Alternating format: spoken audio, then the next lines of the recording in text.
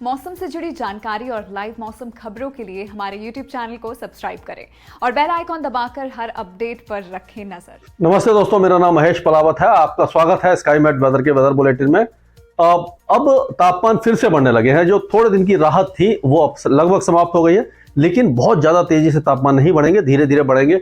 Delhi 30 degree से नीचे आ गया था और अब फिर से 30.8 डिग्री का उसने मैक्सिमम टेम्परेचर दर्ज किया। हालांकि मिनिमम टेम्परेचर 10 डिग्री के आसपास पहुंच गया, जो सामान्य से 2 डिग्री कम है, लेकिन मैक्सिमम टेम्परेचर सामान्य से 5 डिग्री कम है। और उसी तरह से कई इलाकों में, खास करके पहाड़ों पर जो तापमान है वो ज्यादा बने हुए हैं और उत्तर पश्चिम भारत में भी सामान्य से ऊपर तापमान बने हुए हैं। ये जो सैटेलाइट पिक्चर है ये क्लाउड टॉप ब्राइटनेस का है, यानी कि जो बादल आप देख रहे हैं ये उसका जो टॉप है उस पर कितना टेम्परेचर है वो दिखा रहा है। कि इससे पता लगता है कि टेम्परेचर जैसे जैसे हम ऊपर चलते हैं एटमॉस्फेयर में, उतने जाकर के टेम्परेचर गिरता जाता है।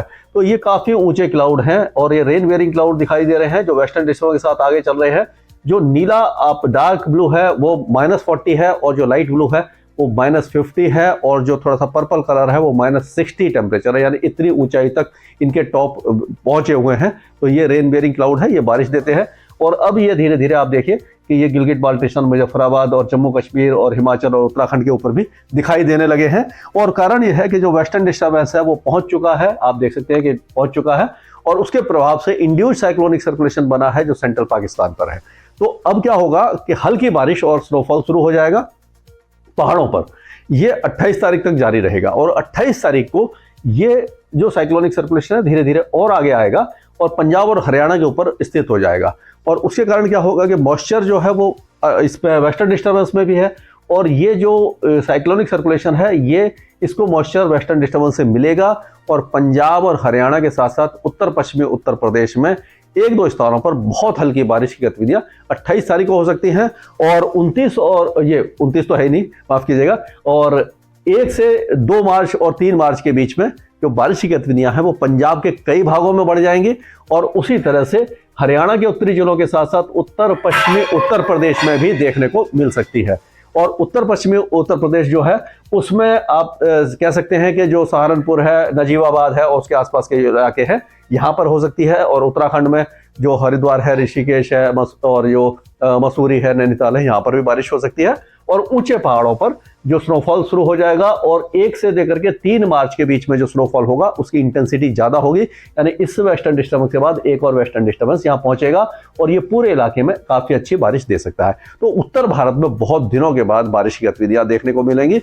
हालांकि बहुत ज्यादा बारिश नहीं होगी, लेकिन जो भी बारिश होगी वो यह है कि ऊपर वाले का शुक्र है कि इतनी थोड़ी बहुत तो बारिश होनी चाहिए भी। लेकिन जो बाकी इलाके हैं, दक्षिणी पंजाब हो गया, दिल्ली है, हरियाणा है, हरियाणा के दक्षिणी इलाके हैं और साउथ वेस्ट उत्तर प्रदेश है जैसे कि झांसी वगैरह है और आगरा, हाथरस, मथुरा, ये एटा वगैरह, ये सारे इलाके शुष्क रहेंगे। और उसी तरह से पूरा जो राजस्थान है, गुजरात है, मध्य प्रदेश है और पूरा जो मध्य और उत्तरी उत्तर प्रदेश है ये इलाके शुष्क रहेंगे। यानी कि आप कह सकते हैं कि फिरोजाबाद, एटा, मैनपुरी, लखनऊ, कानपुर, प्रयागराज, वाराणसी, भदोही, जौनपुर, ये सारे इलाके पूरी तरह शुष्क रहेंगे और यहाँ तापमान धीरे धीरे बढ़ेंगे, यानी गर्मी अब बढ़ने वाली है। और जो तापमान आप देख रहे हैं दिल्ली में 30-31 के आसपास है, 33 डिग्री तक पहुंच सकता है। यानी कि इस बार हम जो नॉर्मल टेम्परेचर है फरवरी में वो नहीं देख पा रहे हैं और फरवरी पिछले कई सालों की तुलना में काफी ज्यादा गर्म निकल रहा है।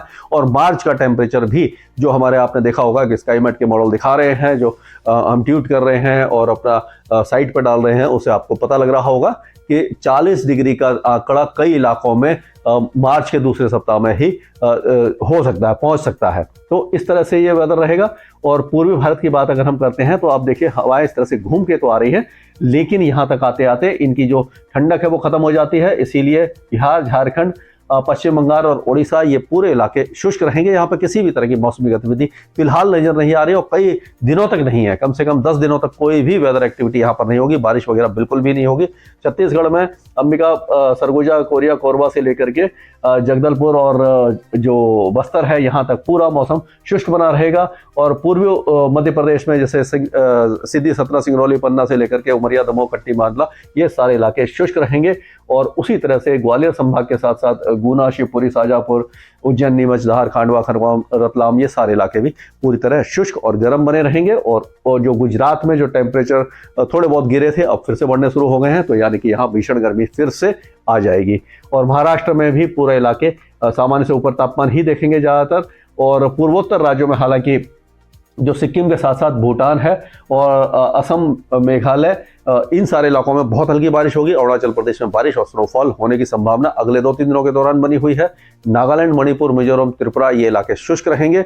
और अगर दक्षिण भारत की बात करते हैं तो तेलंगाना और आंध्र प्रदेश के साथ साथ कर्नाटका फिलहाल शुष्क रहेगा, लेकिन 2 दिनों के बाद जो दक्षिणी तमिलनाडु है, यानी कि पम्बन वगैरह है, नागापट्टनम है, कराईकल है, ये जो इलाके हैं यहाँ पर बारिश की गतिविधियां शुरू हो सकती हैं। और केरल के कुछ इलाकों में भी बारिश की गतिविधियां शुरू हो सकती हैं और काफ़ी दिनों के बाद यहाँ पर बारिश की गतिविधियां दिखाई देंगी। हालांकि भारी बारिश नहीं होगी।